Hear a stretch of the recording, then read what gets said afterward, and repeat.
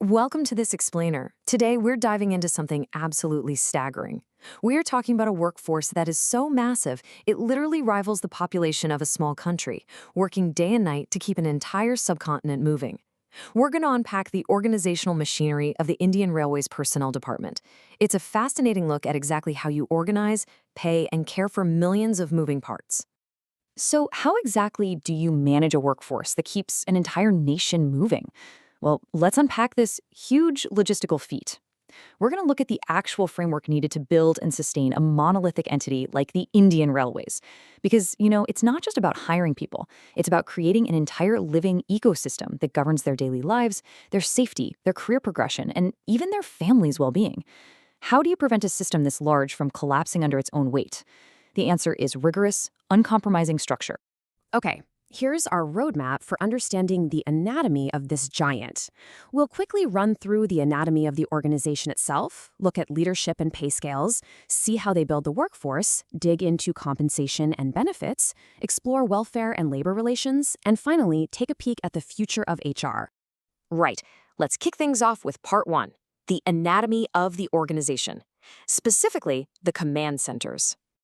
Think of the railway board as the absolute brain of the whole operation. Up at this apex level, you've got the member staff, or MS. The MS is essentially the central functional node for every single staff matter.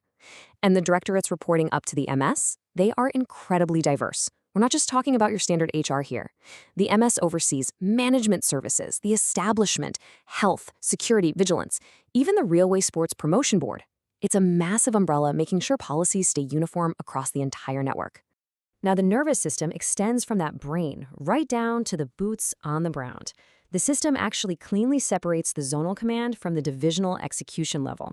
Up at the zonal level, you've got the Chief Personnel Officer, the CPO, leading a team of deputies, senior personnel officers, and assistant personnel officers. They're handling the big picture regional strategy and industrial relations. Then you step down to the divisional level. This is the trenches. Here, the senior divisional personnel officer, along with the DPO and APO, are managing the actual day-to-day realities of the workforce. It's this beautifully cascading hierarchy of accountability. Moving right along to Section 2, leadership and pay scales, which is really the currency of this giant. So here's a crucial point. At the absolute pinnacle of this structure, the chairman of the railway board and its highest members operate on a fixed scale of 80,000 rupees. That's it, a set, non-fluctuating ceiling for the highest level of leadership. It effectively establishes the top benchmark for the entire organization's financial compensation ladder. And to really wrap your head around the vast scale of this hierarchy, consider the massive jumps in grade pay depending on where you sit in the anatomy. A junior clerk entering the system, they start with a grade pay of 1,900. If you move up the ranks to a chief office superintendent, you're hitting 4,600. Ascend even further to the railway board as a joint director, and boom, it's 7,600. It just highlights how deeply structured this career ladder is. Every single rung is meticulously defined by its pay scale. Okay, Section 3.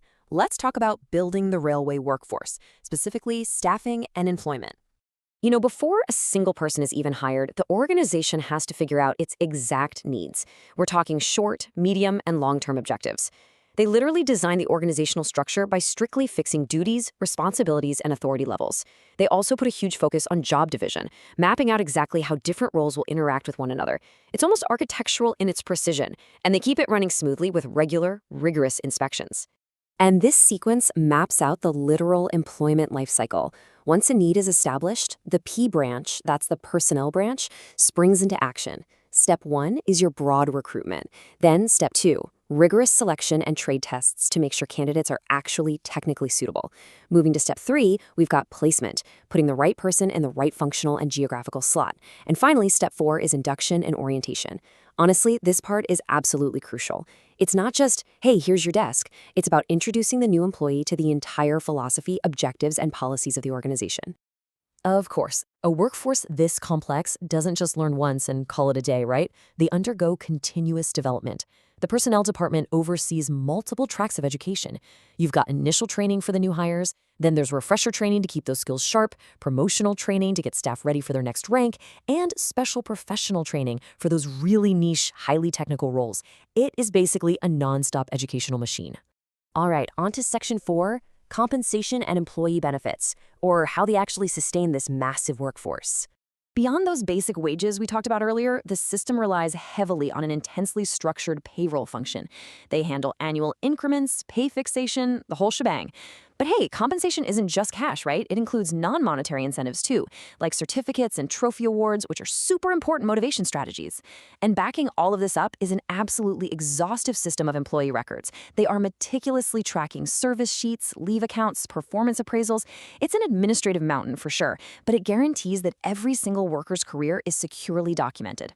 Now, what's really fascinating here is the physical reality of railway work.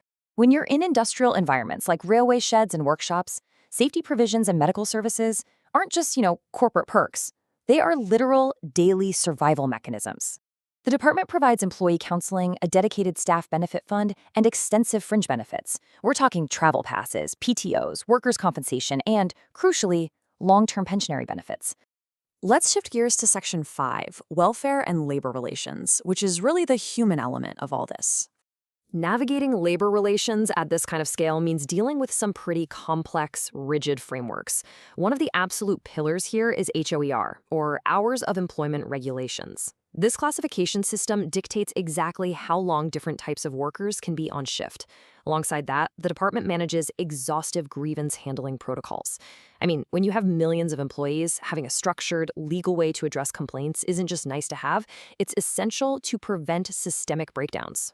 It's a highly structured legal and social balancing act. The personnel department is constantly interfacing with the labor commissioner. They're responsible for enforcing strict rules, specifically the DAR, or discipline and appeal rules, and vigilance protocols to nip corruption in the bud. A massive part of their job is collective bargaining. They engage in joint consultations, like the Permanent Negotiating Machinery, or PNM, which is basically their structured forum for union negotiations. They also manage rewards and handle any court cases that pop up.